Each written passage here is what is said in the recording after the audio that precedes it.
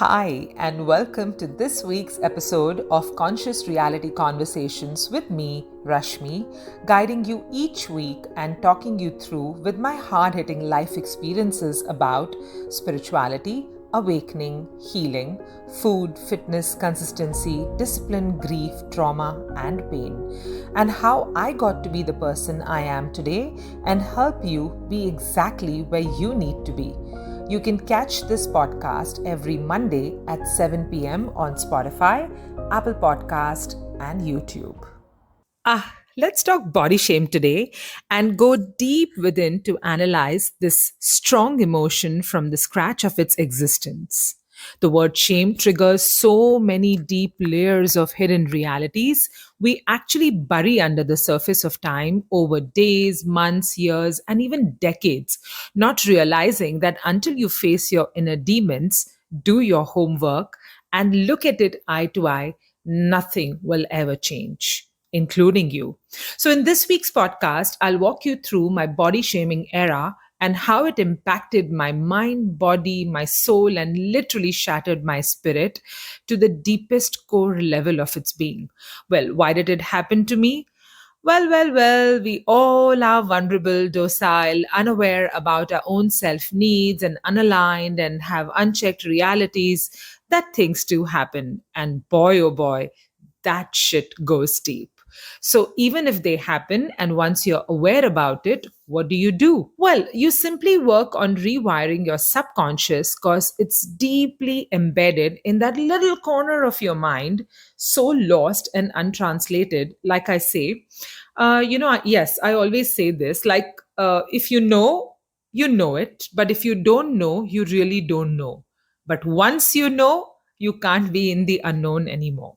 So pay attention to whatever comes up to the surface of your conscious mind while you're listening to this hard hitting reality. Well, honestly, I don't even know where to begin from because the journey has been so long. But let's go back to the root and talk about when I was born a big, plumpy girl, which I literally had no contribution to that. And we all don't we? We don't decide our face, our looks, our height, and not even our name, which is our identity to begin with. So technically, nothing is in our control. So, like it is, my faintest memory goes back when I was about 5 years old. And I remember my teacher back in school, thought I'm in the wrong class because she said first grade I should be in and not pre KG because her answer was that I'm very tall for that age and I look like a plumpy round ball of flesh. Such an unfair thing to say to a kid. See, I have a subconscious deep memory of it. At that point in time, I used to live in mid south of Mumbai up until I was 9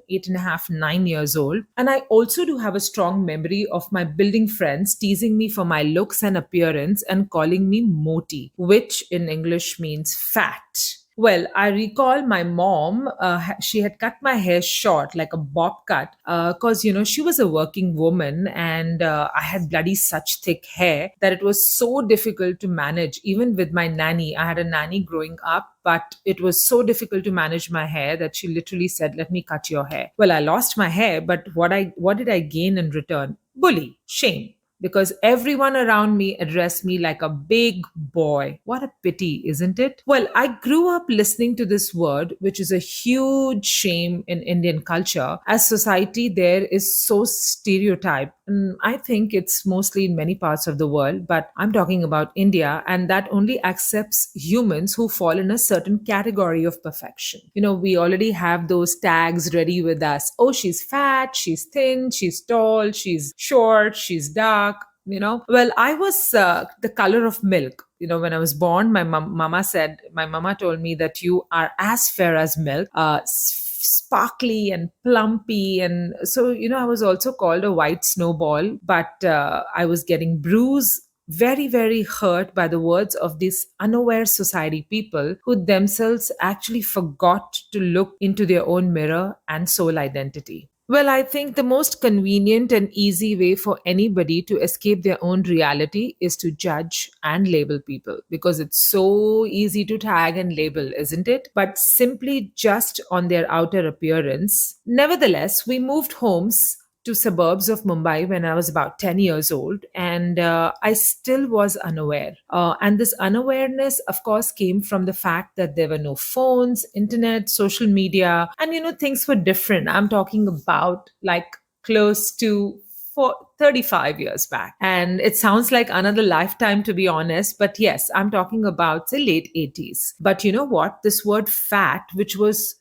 being told to me so often, actually started hounding me like a tight rope around my conscious reality. It started drilling feelings of self doubt and lack of self worth, which I actually has suddenly became so aware about myself. You know how it is when someone is punching you, you realize that you're getting beaten. So that was the exact energetic state I was in. And I used to ask myself, what's wrong with me? Looking into the mirror, why is everyone calling me fat? What do I do? I mean, what contribution do I have to the way I look? And more importantly, how do I change that people actually stop addressing me with that label? Well, this went on during early school, slipping through high school days, as well as when up until I finished my 10th grade. I distinctly recall my father taking me around to gyms. There were barely two or three in our vicinity back in Mumbai suburbs, because things were different back then, about 31 years back. And, my father did that because he saw that pain and anguish. And I compelled him to take me, enroll me to a gym or take me to a gym, because all I wanted to do was lose weight. I don't know how, but somehow I joined that gym. And, over a period of time, I just couldn't understand those nasty patterns, and I just wiggled out of it. But that question kept rolling and circling in my subconscious mind and consciousness as well, that how do I break this pattern? What can I do? Why me? Like, why is there so much of back and forth energetically, which is leaving me drained? Up until I remember I was 18 years old, and one fine day, that fine day was 12th of August 1993, I decided to take my life back in my hands and control, and do something out of determination and dedication. So guys, that was the first time I realized that dedication, passion, determination, and being completely at it can fetch you results and get you whatever you want. So, talking about the control part of it, I actually still sometimes do have a little control, but the healed version of me is more in a surrender mode. So I started my weight loss journey back then. And today, when I look 3 decades back, that decision was right, but that path which I took, which led me to do whatever I did, was wrong, because it was all about excessive crash diets, severe exercise routines, running for miles, walking. It actually helped me lose about 29 kgs in 10 months. And as I started to lose weight and shed that excessive load of bully, shame, and guilt, the shame started to dissolve, because I was evolving to be a new person. So all of this happening in about a year's time, the new transformed version of me, although it was just physical, that kind of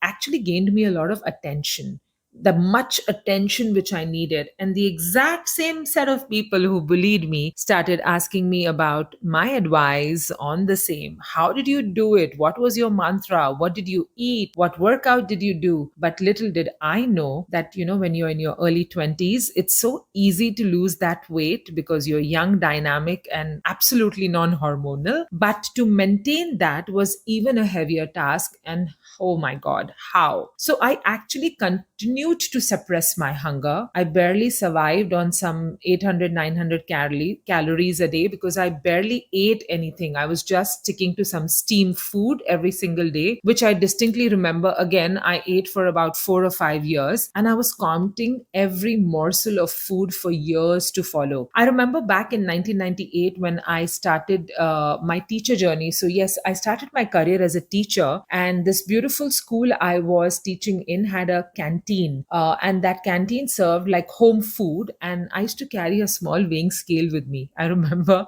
and I used to actually weigh my food and eat. And even 100 or 200 grams, okay, I've had a sweet today, I have to run 1 mile extra. That was my state of mind. So you can imagine how bully, shame, and guilt can eat you up. Because you see, this isn't easy being bullied. Years and years of trauma, torturing self to a level of sickness and hunger suppression. Man, was I crazy? Yes, indeed, I was. Undoubtedly. So today, when I ask myself, what exactly was really happening or going on? And if I question myself this, the most healed version of myself right now will answer this. And the answer is, well, I was finding my self worth through the validation of others. I was a people pleaser because I never wanted to hear that bully word again. I never wanted to be addressed as fat. I was so uncomfortable around food discussion that I think I had borderline bulimia. It was actually an excuse to not set any seed of self doubt and such unconscious, extremely unhealthy patterns. Oh. And you know what actually is going on in my mind right now when I speak about this? It's like I feel this was a different me. This was somebody I don't know because I'm at the most healed, channelized, and upgraded version of myself. But that question still keeps hounding me, where I think about it and I say, what the hell were you thinking and doing, Rashmi? Who the hell were you trying to please? What was this obsession over a certain body type? And most importantly, why and for whom? Because this continued for about 25 years, way up until 5 years back. I think mostly around 2018 or 19. I took a different route for that matter and had a completely different relationship with food. And in the hindsight, what did I gain from all of this self abuse? Nothing, and just nothing. What did I lose? Well, only body weight, but instead, I developed issues of hypoglycemia because, excessive dieting,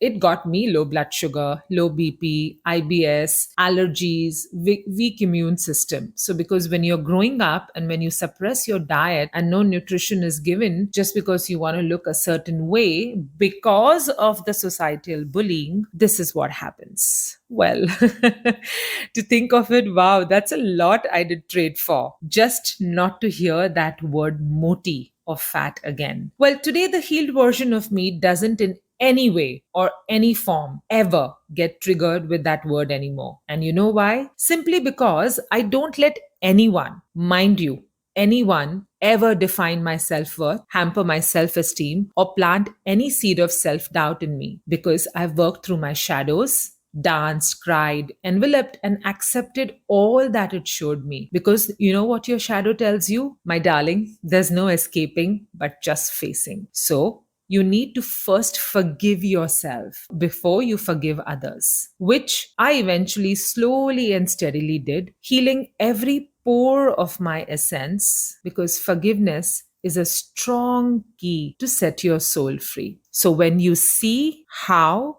you suffer with pain, but if you see that pain as inevitable, as that's never in our control, but the suffering is always optional. But yeah, that suffering turned out to be my blessing in disguise and actually shaped me to who I really am today. You aren't the real you unless you know who you really are. So, my lovelies, let not the world dim your light, weaken your spirit, and tell you anything otherwise. If you don't know who you truly are, forget people knowing you at all to begin with. If you don't stem from self love, don't expect others to love you that way. When you say a big no to others, it's a bigger yes you are saying to yourself. And you know what's my strong take on this? Find solace in your authenticity and your identity.